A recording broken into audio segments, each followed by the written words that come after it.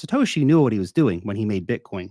He knew that the world needed something better in terms of a monetary system. And is Bitcoin going to be the end state of all monetary systems? No, but it's revolutionizing what is possible with money. It's flipping all the traditional models on their heads.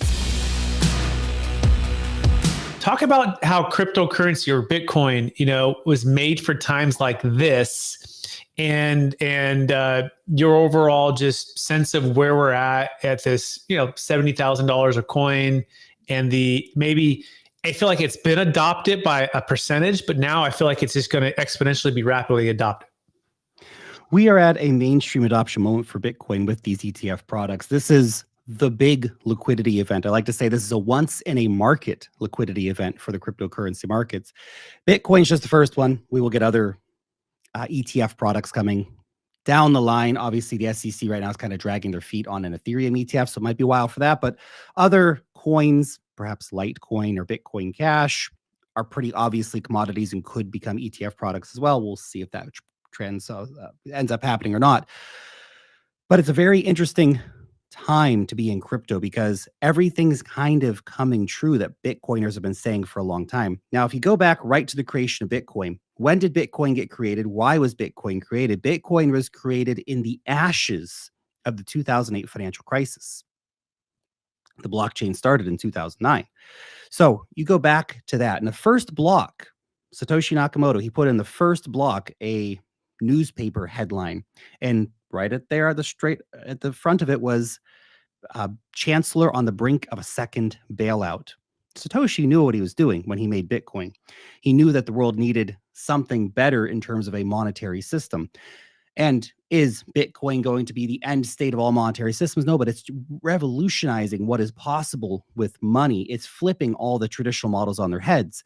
And it's interesting to see how much Bitcoin, of course, continues to go up exponentially versus fiat currencies. I was talking about this on my live stream yesterday, but it's a very good point. There's $100 right here. Now, this one's from about 2006. Since 2006, this has lost about half of its purchasing power, which is crazy. Had I had a bill from when I was born, almost 40 years ago now, had I had a bill from when I was born, that would have lost something like 65 to 70%, maybe even more of its purchasing power.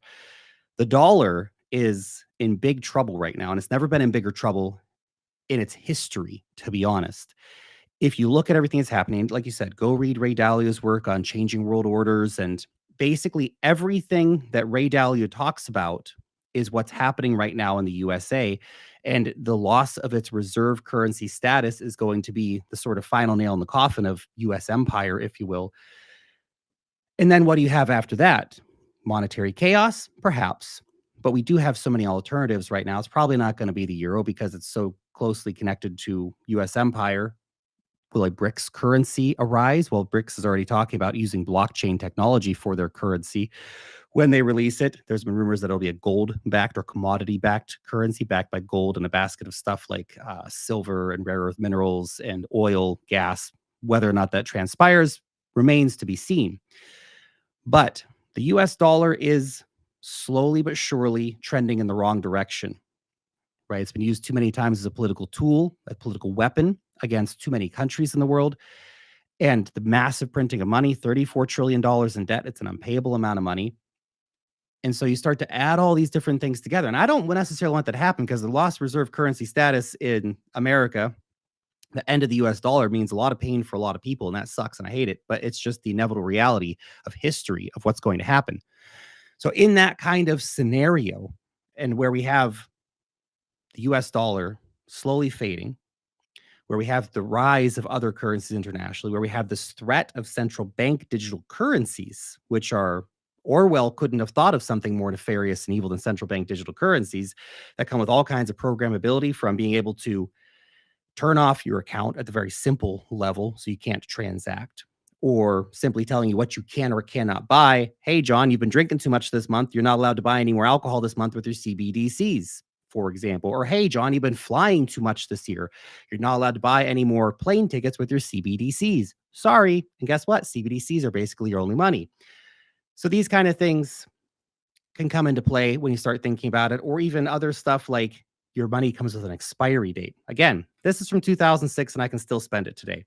Your CBDCs, what if they come with a 6-month expiry date? You have to spend them within 6 months or they go to zero. Now, for most people, they don't hold on to money for 6 months, but that creates a whole new problem for the investor class, who then is forced to not be able to sit on any cash, and you have to just continually invest. Otherwise, you're going to lose your money. Continually buy, otherwise you're going to lose your money. This is all programmable within CBDCs. Now, I know, well, they're not going to do that. Have you been paying attention to what government's been doing recently? I assume that if they have the ability to do something, they're probably going to do it at some point, maybe not immediately. So then you've got all that, and then there's Bitcoin standing there as the world's freest money, the world's hardest money, or the fixed supply, the ability to send it to anyone, anywhere, at any time in the world. Doesn't matter about race, religion, politics, any of that kind of stuff. It's a very, very powerful tool when you understand it. There's a little bit of a long answer there, but I hope that hit the main points. Lark Davis, you're nailing all the points. You can find Lark, by the way, on X, formerly Twitter, for those who don't already know that. Find him on X. He's going live just about every day, at least 5 days a week on X, and also on YouTube, Lark Davis.